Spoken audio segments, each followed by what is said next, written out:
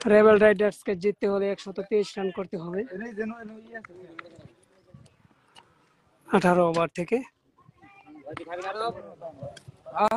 সজোরে মারলেন এবং লেগ প্রান্ত দিয়ে 4টি রান।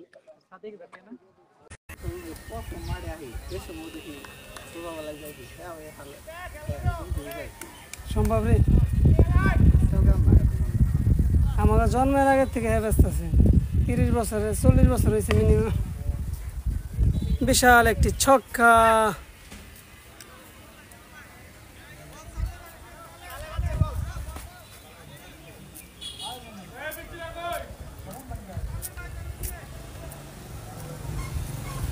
ছক্কাটি আসলো রুবেল আহমেদ শুভর ব্যাট থেকে।